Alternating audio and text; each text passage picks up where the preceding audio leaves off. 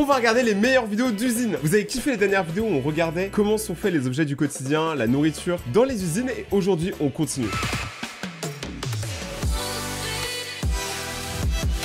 Et quoi de mieux pour le commencer que la pizza de la maman? La pizza Carrefour, Auchan. C'est la bonne pizza surgelée qu'on mange tous et qu'on kiffe, sauf quand elle donne une intoxication. Ceux qui me suivent sur Instagram savent de quoi je parle. Ok, donc déjà ça commence par prendre des quantités de pâtes énormes pour le coup. Ensuite les pâtes sont mises dans le broyeur de pâtes qui est pour le coup extrêmement satisfaisant. Ah, ça a l'air dégueulasse. En vrai ça a l'air dégueulasse pour le début, mais une fois que c'est dans ton assiette t'es content. Donc là c'est la transition entre le moche et le BG. Ça, en gros on appelle ça la puberté. Donc là c'est en train de glisser et là c'est la pâte, elle est vraiment épaisse hein. Ok, là il y a des sortes de brosses et tout. Et là genre il rajoute je suppose du sel ou un truc comme ça pour donner du goût à la pâte, je pense. Et il nettoie la pâte. Tu sais, faut vraiment qu'elle soit bien parfaite quand même hein. Ah et voilà, et là c'est les moules. Donc là en fait ça moule exactement des petites pizzas hein. Elles sont toujours minuscules d'ailleurs, on en parle pas assez. Ça me donne faim de fou. Ok, lui il vérifie, elle était pas assez circulaire.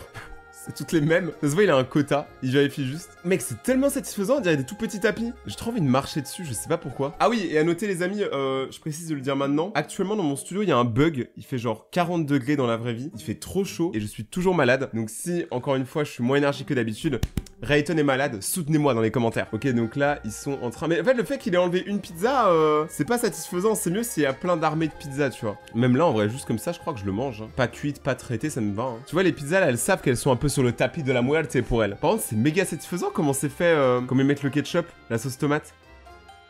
Wait! Ça, c'est le fromage et le beurre. Oh, ça me dégoûte. Tellement lard, tellement gros. Tu manges ça, tu prends 3 kilos. Et du coup, t'as la même chose juste après pour tout ce qui est viande et petit assortiment. En vrai, au moins, t'es sûr que tes pizzas, elles sont globalement toutes égales. Hein. Si tu prends une pizza et qu'elle a pas autant de fromage que les autres pizzas du rayon, c'est vraiment que t'as pas de chance. Hein. Parce que là, on voit comment c'est fait. C'est chaud d'avoir une pizza avec un défaut. Non, mais par contre, on apprend trop de trucs. Vraiment, c'est cool de voir de A à Z comment c'est fait. Parce que c'est quand même un truc qui va dans notre estomac. Faut faire attention à ça, les gars. On réalise pas, mais on met des dingueries dans notre estomac. Et après, c'est mis en sachet et c'est envoyé dans des rayons à travers le monde pour le plus grand plaisir de nos papilles. Alors honnêtement, cette fois-ci, j'ai pas été trop dégoûté. D'habitude, vous savez, on apprend des choses un peu sur comment c'est fait qui nous dégoûtent. Là, à part le début avec la grosse pâte...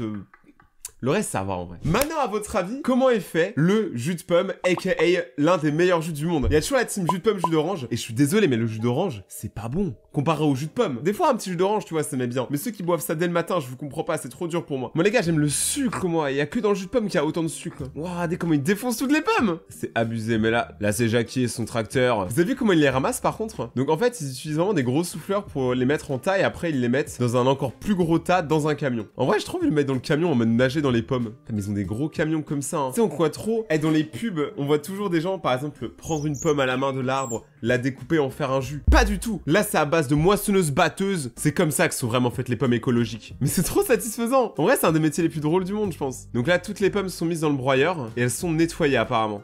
En fait, elles sont à Aqua Boulevard, quoi. C'est exactement pareil. Ok, là, du coup, c'est une des broyeuses, c'est ça? Ouais, mec, mais c'est des machines de zinzin. On dirait qu'ils sont en train de faire du plutonium. Frérot, dosez, vous faites du jus de pomme. Mais c'est là qu'on voit quand même qu'on réalise qu'on ne sait absolument pas comment sont faits les objets du quotidien. Jamais de ma vie, je me serais dit, il y a des objets aussi énormes pour faire du fucking jus de pomme. Donc là, c'est des tuyaux pour filtrer le jus, pour qu'il soit 100% pur jus.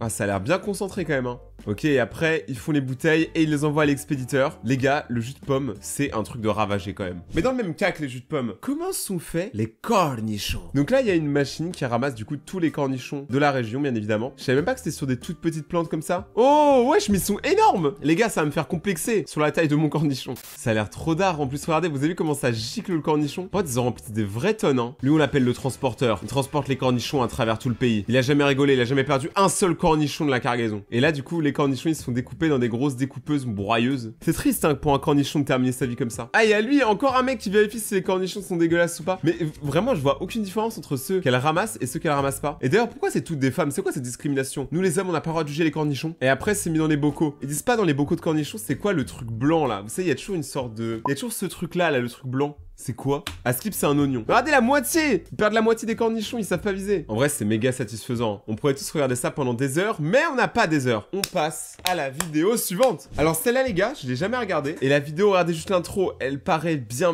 nouvelle, hein, bien jeune. C'est comment sont faits les billes. Dans la cour de récré, c'était le GOAT des jeux. Comment sont faits les billes? Ouah, c'est vieux. Dites-vous là, on est en HD, hein. Ah ouais, il y avait les tournades comme ça. Et il y avait les pépites et les météorites, je sais pas si vous vous souvenez. Attends, quoi, les pépites, c'est fait avec de la lave en fusion? Ouais, attends, mais les gars, le bille game, c'est un truc de ravager en fait. C'est fait avec avec de la lave. Il coupe des morceaux de lave pour faire des toutes petites billes. Eh mais vas-y, va jouer aux billes quand elle est encore en fusion comme ça. Vas-y, va jouer aux billes. Du coup, après, elles sèchent et elles deviennent, du coup, effectivement, moins rouges. Attends, là, il montre comment c'est fait. Ça a l'air giga drôle. Eh, j'ai trop envie d'aller travailler dans une usine de billes. Ils ont l'air de clairement s'en battre les couilles, ça me fume. Ok, là, en fait, ils mettent des sortes de bâtonnets de couleurs autour. Oh, c'est joli. Par contre, comment ils mettent du temps pour en faire une? Ok, frérot. Mais là, t'as ton maximum, mais là, t'as mis 30 ans à faire une bille. On a une commande pour 2 millions de billes après, hein, donc dépêche. Ok, vidéo en HD, comment sont faits les ballons de basketball? Vous savez bien sûr, les gars, Rayton c'est un ricain, donc bien sûr qu'on veut savoir comment sont faits les balles de basket. Ok, alors déjà, ils prennent une sorte de tissu qui permet de faire une sorte de coque, tu vois, en plastique. Ils mettent un peu de colle, c'est ce qu'ils vont gonfler, je suppose. Voilà, là, ils le gonflent. Et en fait, le ballon, il ressemble à ça, en fait, s'il a pas son skin. Là, ils le moulent.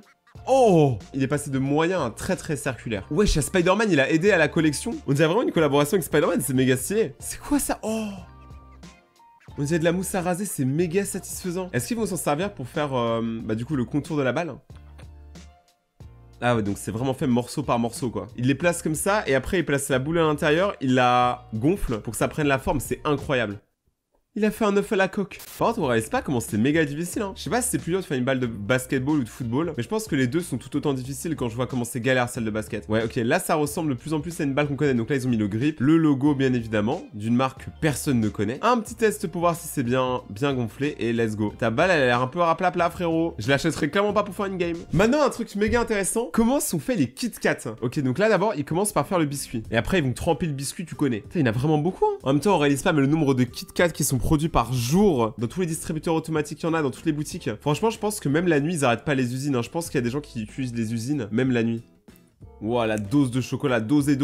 C'est Charlie à la chocolaterie, les gars. Ok, donc là, ils sont en train de faire les sortes de méga planches de chocolat qui ont l'air incroyables. Oh, c'est les gaufrettes à l'intérieur, c'est le meilleur moment. Mais là, c'est pareil, vous avez vu les machines de zinzin qui déploient juste pour faire des biscuits, on réalise pas, hein. Et là, du coup, ils ont juste à rajouter les doses de chocolat et normalement, ils auront un mix parfait. Waouh, oh, la dose, regardez comment ils giclent ça n'a aucun sens. Pourtant, je sais pas si vous avez déjà mangé des Kit Kat, mais en général, ils sont absolument parfaits, hein. Regardez là même, ils ont des petits trucs pour caresser les Kit Kat. C'est stressant la vie d'un Kit Kat, tu sais jamais quand tu vas te faire grailler. Waouh. Là, ils font la course. Et là, ils sont emballés et ils partent vers le monde entier pour notre plus grand bonheur. Il y a un truc que je me demande comment c'est fait, attendez. Ok, ça a l'air d'être une très vieille vidéo aussi, les amis. C'est comment sont faits les cartes Pokémon. Donc en fait, ils ont des papiers holographiques qui sont magnifiques, honnêtement, qui vont, je suppose, servir à faire les cartes les plus rares. What? Je comprends rien ce qu'on se passe. Tes mains, les cartes, là. Elles sont même pas découpées, c'est les planches. Elles sont toutes trop belles, hein. Et là, c'est les ultra rares. Ils scannent les couleurs, après... mais avouez, ça donne trop envie de collectionner les cartes Pokémon. Regardez, lui, il inspecte, est-ce qu'elles sont parfaites? Tu vois, lui, c'est vraiment le boss, tes mains. Un cheveu à pousser sur son crâne à chaque fois qu'il a fait une erreur. Tu vois beaucoup de cheveux sur son crâne? Non, il a jamais fait d'erreur. Il connaît les cartes Pokémon comme sa poche. Il voit plus ses cartes que sa femme. Tu vois bien que le gars, c'est un ravagé. Et t'as lui, là, Didier, qui vérifie aussi si tout est parfait. Non mais ils ont l'air trop déter. Je vous jure, comment une carte peut mal sortir de l'usine avec des mecs aussi déter qui toute la journée vérifient si tout va bien? Ah non, en plus j'en ai dans mes mains les gars, hein. Moi je suis un passionné, je kiffe ça, hein. Après ils ont juste à les mettre dans les paquets et ça part à travers le monde. D'ailleurs, attendez, c'est du Ultra Prisme.